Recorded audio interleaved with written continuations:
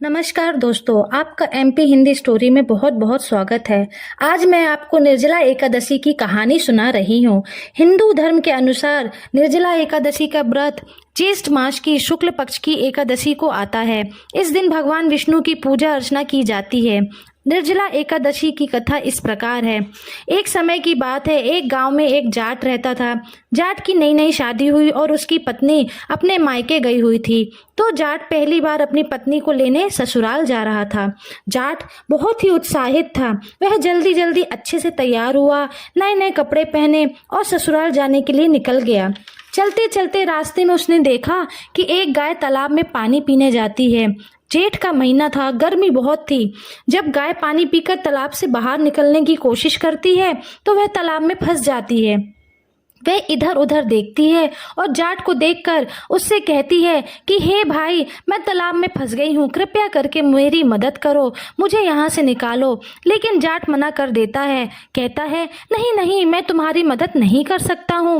मैं अपनी पत्नी को लेने पहली बार ससुराल जा रहा हूँ। अगर मैं तालाब में तुम्हारी मदद के लिए घुसा तो मेरे नए नए कपड़े गंदे हो जाएंगे। गाय बार बार कहती है, प्रार्थना करती है कि मेरी मदद करो, लेकिन जाट नहीं मानता। गाय ने कहा, अरे भाई, आज निर्जला ग्यारस का दिन है। अगर तुम मेरी मदद करोगे तो मैं तुम्हें बहुत सारा पुण्य दूंगी, मैं तुम्हें आशीष दूंगी, तुम्हारी सातों पीढ़ियां तर जाएंगी, तुम्हें बहुत सारा सुख मिलेगा। लेकिन जाट नहीं मानता। तब गाय को बहुत गुस्सा आता है और उसने कहा, अगर तुम मेरी मदद नहीं करोगे तो मैं तुम्हें श्राप दे दूंगी। और ऐसा कहकर गाय ने जाट को श्राप दे दिया कि जा, तू 8 पहर के बाद गधा बन जाएगा। जाट डर गया और गाय से माफी मांगने लगा, लेकिन तब तक बहुत देर हो गई थी। वह गाय तालाब में पूरी तरह डूब गई। जाट बहुत दुखी हुआ और दुखी मन से अपने ससुराल को पहुंचा। ससुराल में सास ससुर ने अपने जवाई का खूब आदर सत्कार किया। तभी जाट ने अपनी पत्नी से कहा कि जल्दी से तुम तैयार हो जाओ, हमें अभी निकलना है।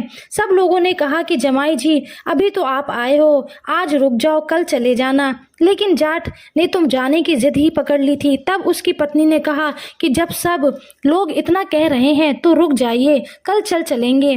तब जाट ने सारी बातें अपनी पत्नी को बता दी। श्राप की बात सुनकर पत्नी बहुत दुखी हुई और वह तुरंत तैयार होकर अपने पति के साथ चल दी। दोनों घर आ जाते हैं और 8 पहर के बाद जाट गधा बन जाता है। अब उसकी पत्नी अपने पति के साथ घर के अंदर ही रहती थी, लेकिन धीरे धीरे उनके घर का सारा सामान खत्म हो जाता है, खाने पीने को भी कुछ नहीं बचता। पत्नी बहुत दुखी हो जाती है। तब जाट कहता है कि तू मुझे लेकर मजदूरी करने चल। उसकी पत्नी मान जाती है और दोनों नगर के राजा के यहाँ मजदूरी करने चले जाते हैं।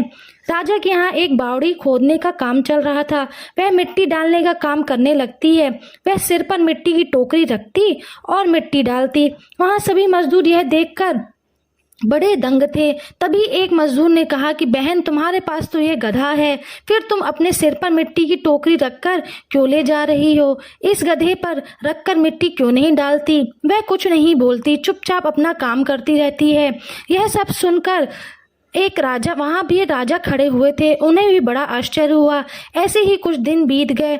एक दिन राजा ने रहा नहीं गया और राजा ने उनसे पूछा कि हे बहन, मैं कई दिनों से देख रहा हूँ कि तुम अपने सिर पर मिट्टी रखकर डालती हो, जबकि तुम्हारे पास तो यह गधा है, तो तुम इस गधे के ऊपर मिट्टी रखकर क्यों नहीं लाती हो?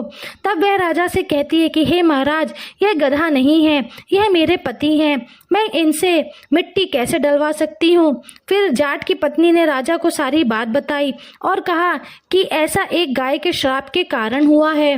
तब राजा अपने राजमहल में अपने गुरु को बुलवाते हैं और सारी बात बताते हैं तथा उसका समाधान पूछते हैं।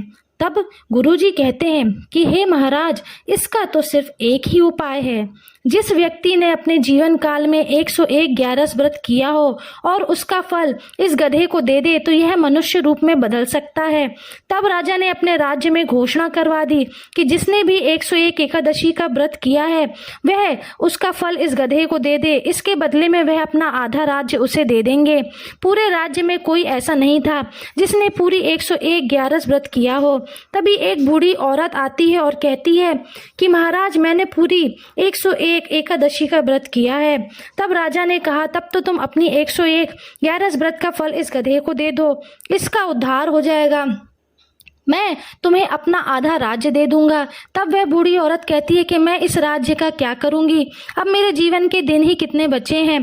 फिर वह कहती है कि मैं 100 ग्यारस का व्रत इस गधे को दे सकती हूँ फल, लेकिन एक निर्जला एकादशी का व्रत का फल मैं अपने पास रखूंगी, क्योंकि निर्जला एकादशी व्रत के फल से मुझे मोक्ष प्राप्ति होगी, वैकुंठ धाम मिलेगा। तब उस बूढ़ी औरत ने 100 ग्यारस व्रत का फल उस गधे को दे दिया, जिससे उस गधे का शरीर फिर से जाट का हो गया, लेकिन एक ग्यारस कम होने के कारण उसके शरीर में एक पूंछ रह गई, वह उसके शरीर से नहीं हटी। इस प्रकार ग्यारस व्रत के फल से उस गाय के श्राप से मुक्ति मिल गई।